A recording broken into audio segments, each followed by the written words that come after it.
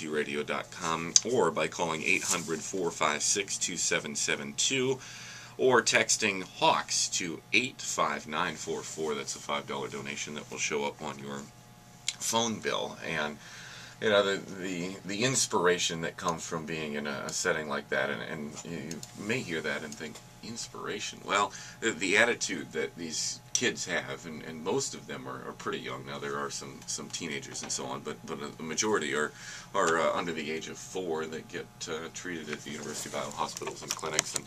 And you know, the smiles on those kids' faces and the attitude that they have towards fighting a disease that no adult should have to fight is inspiring, to see the least, and also the generosity that you show seeing those donations come in is inspiring as well. And speaking of inspiration in cancer, Channel 7 does a cool little monthly feature. It's called Buddy Check 7, and it has a very personal connection this month. It's Sunday during their 5 o'clock newscast, the 7th day of every month, and I have an in-studio audience. Lauren Squires from Iowa's News Channel 7 in with the camera this morning, and we'll talk a little bit more about this. Thanks for dropping by. Hey, good morning, Andy. Yeah, you always wanted to do radio, right? Yeah, always. I tell you, this is an hour I don't usually see, so. Well, usually the sun is down when you get done with work. This time you're coming in at exactly. a time when it's still dark out. But Buddy Check 7, a cool little, hopefully inspirational piece every month. Yeah, it's a great opportunity for us to really take the time to both raise awareness about breast cancer and also get both men and women talking about it, thinking about it, and mostly I think the stories are about inspiring people to both overcome the disease and you know, letting people out there that are suffering or have friends and family suffering know that they are not alone. There's a lot of people out there that are affected by this, and there's a lot of ways to overcome it and really inspire other people in the process. Attitude is so important, certainly, which is what the piece on Sunday is about. We'll get to that in a minute, but you have a personal connection to this also. That's correct. Actually, last May I did a story, very personal story, about my mom. She is a 5-year breast cancer survivor, was diagnosed in 2004 when I was a senior at Xavier High School. I had to give a shout out to the high school there. But she was diagnosed just a few months after she lost her own mother to breast cancer. Wow. And so, you know, it's been a long process.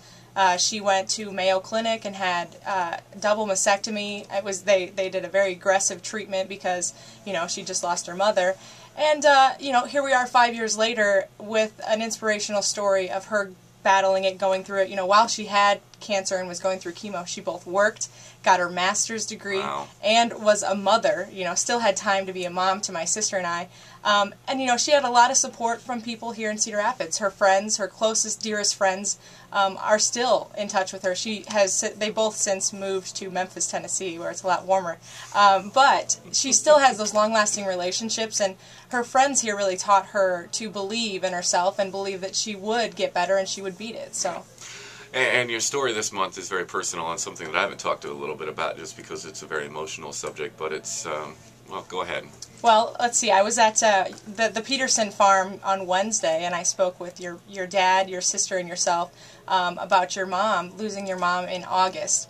A very personal story, and I know you haven't talked about it much, but what an inspiration to see your family come together so strong after your mom battled it for, what, am I correct when I say 16 years? Yeah, 15 15 or so. years? Yeah. You know, it's never easy to lose someone, especially since I lost my grandmother to breast cancer, but to see the people that come out of the woodwork and to talk to your dad. He's such a great man. You all work so hard out there on the farm, and he was just full of stories of your mom.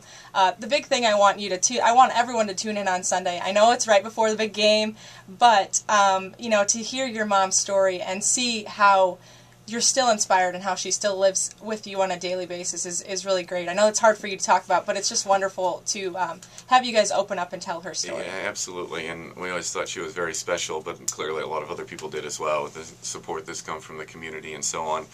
And, you know, you get asked to do something like this, as I'm sure you can speak to, and the first thing is, well, gosh, I'm not sure I can get through this. But that's something that she never said either. And I'm not sure that I can do this was something that I'm not sure ever crossed her mind during the entire 15 years, right up until the very end. So it will be a very inspiring piece during the 5 o'clock news, Channel 7 on Sunday. Thank you very much. We'll put it up on the website so you can see it as well, Lauren. Thank you. Lauren Squires from Channel 7 here on 600 WMT. Let's check farm news. Good morning, Bob Quinn with more farm news this early morning. Well, it looks